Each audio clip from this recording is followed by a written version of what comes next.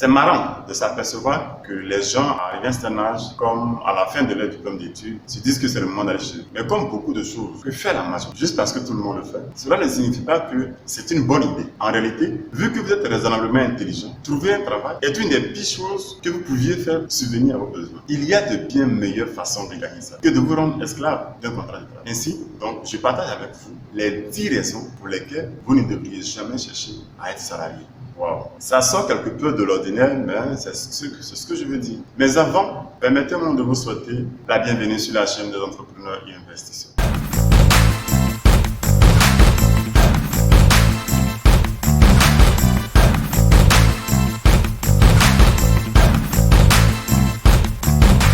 Bonjour chers entrepreneurs et investisseurs d'Afrique. Aujourd'hui, je partage avec vous la 6e raison pour laquelle vous ne devez jamais chercher à être salarié est le fait d'avoir une méchante tête de veau comme patron. Dans le monde de l'entrepreneuriat, quand vous rencontrez un idiot, vous pouvez faire demi-tour et emprunter une autre voie. Mais au bureau, quand vous rencontrez un idiot, vous devez faire demi-tour et dire « Désolé patron ». Je pense que c'est possible. Savez-vous que le mot boss, B-O-2-S, vient de l'allemand Bass, B-A-S, qui historiquement signifie maître. Une autre signification basse est vache ou veau. Et dans beaucoup de jeux vidéo, bien sûr les adeptes de jeux vidéo pourront témoigner, le boss est le grand méchant que vous devez éliminer à la fin de chaque niveau. Alors si votre boss est vraiment votre méchante tête de veau, qu'est-ce que cela fait? Vous prenez le temps de répondre. La 7e raison pour laquelle vous ne devriez jamais chercher à être salarié est le fait de mendier votre argent. Quand vous voulez augmenter votre revenu, devez-vous mettre en genou et supplier votre maître pour plus d'argent? Appréciez-vous de n'avoir que quelques miettes ou êtes-vous libre de décider quand vous voulez augmenter votre sans avoir besoin de la permission de qui que ce soit, excepté vous-même votre volonté? Si vous possédez une entreprise et qu'un client vous dit non, vous n'avez simplement qu'à dire au suivant. La 8e raison pour laquelle vous ne devriez jamais chercher à être salarié est que votre vie sociale est limitée.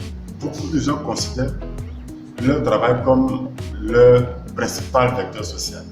Elles ne fréquentent que les personnes travaillant dans leur domaine social. De telles relations incestueuses est une impasse sociale.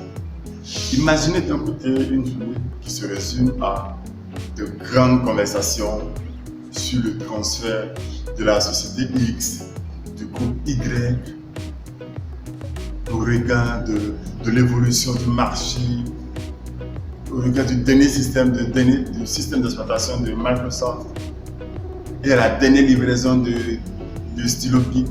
Et imaginez de l'autre côté ce que ça serait de pouvoir sortir, aller à des inconnus, en face d'inconnus. Oh, ça fait peur. Mieux vaut rester en sécurité dans son cocon.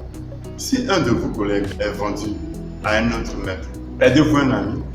Si vous travaillez dans un environnement spécialement masculin, vous êtes condamné à n'avoir aucun contact féminin à part la réceptionniste.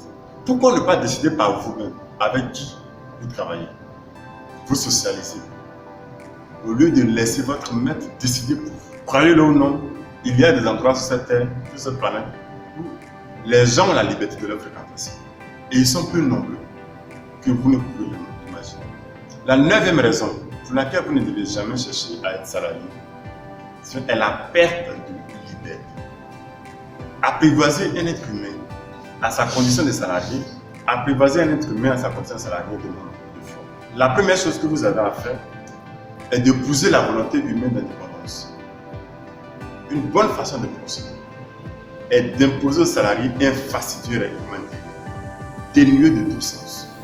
Cela conduit le nouvel employé à être obéissant, dans la crainte qu'il puisse être réprimandé à tout moment pour quelque chose d'incompréhensible.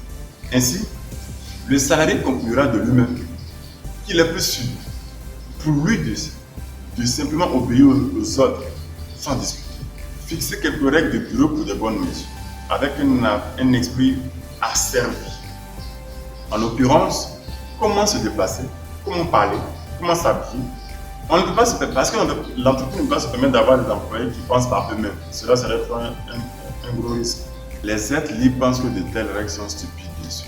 La seule règle dont ils ont besoin, sois intelligent, sois bon, fais ce que tu aimes et amuse-toi.